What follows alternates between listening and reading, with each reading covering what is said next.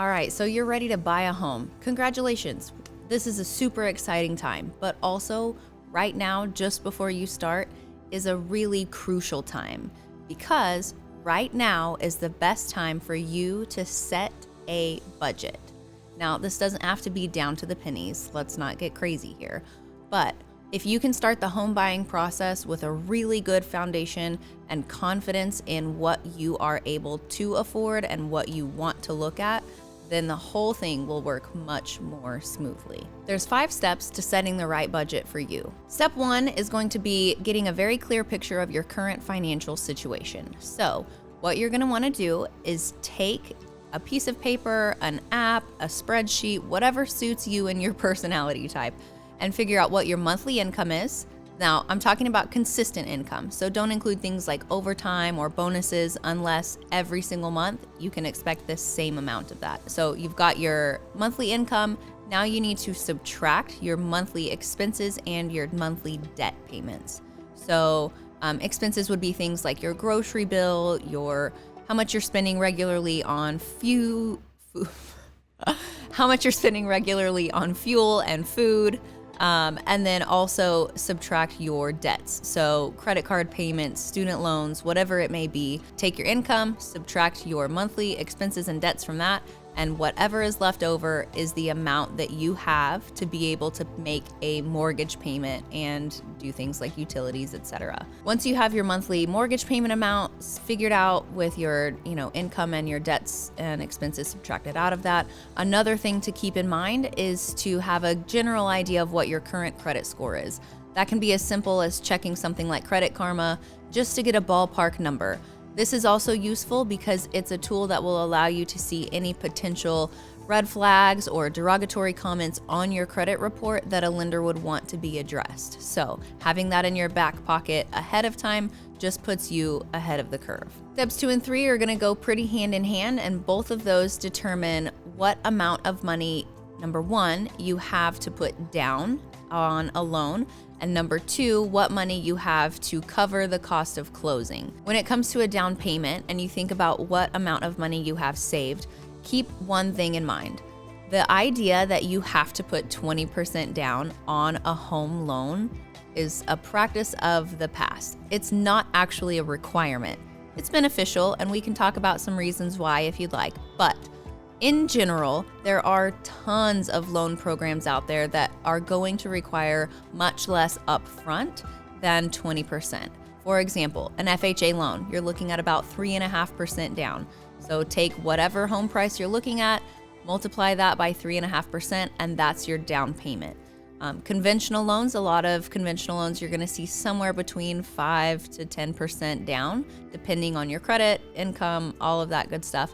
And there are also tons of programs out there that will actually allow certain scenarios of a 0% down payment, whether that's a USDA loan, maybe you've got some workings with a VA loan, but regardless of what it is, there are tons of programs out there, even if it means a grant, that will allow you to get into a home with little to no money down. Now, on top of that down payment, there are fees and costs associated with actually closing that loan.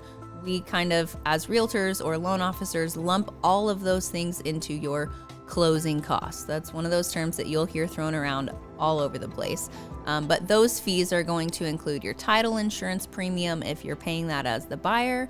They're going to include insurance, like homeowners insurance, taxes, etc. So talk to your real estate agent or talk to your loan officer and try to get as detailed of a number as possible so that you can be in a position where you're not winding up at the closing table thinking, oh my gosh, I didn't know that I needed to have this, and I don't, so we have a problem. Knowing those numbers ahead of time and having a very clear idea of what you are going to be required to bring to the table in order to get those keys is really going to just streamline and make everyone feel better. Once you have a really good idea of what your current financial situation looks like and the amount of money that you're going to need to bring to the closing table, now it's time to understand the market. What kind of market you're looking in? Is it a buyer's market or a seller's market? Is the average home price something that you're able to afford? Do Do you need to look in specific areas where the price is more catered to what you're comfortable paying every month? Being really open and honest with your real estate agent about all of those things, and then tailoring your expectations to meet where your budget is will also be really helpful. Look, I get it. I too have been known to have champagne taste on like a straight up Boone's Farm budget. It just happens. But if you can know ahead of time what you can and can't afford when it comes to purchasing a home, don't even bother looking outside of those parameters because, you know, we all just are going to end up with hurt feelings. Okay. Another thing to be considerate about is not just what the price of the home is currently, but to look at the future, what resale value looks like, whether or not you're walking into some potential equity, whether there's the ability to fix and flip and turn around and have a larger profit upon your sale of that home.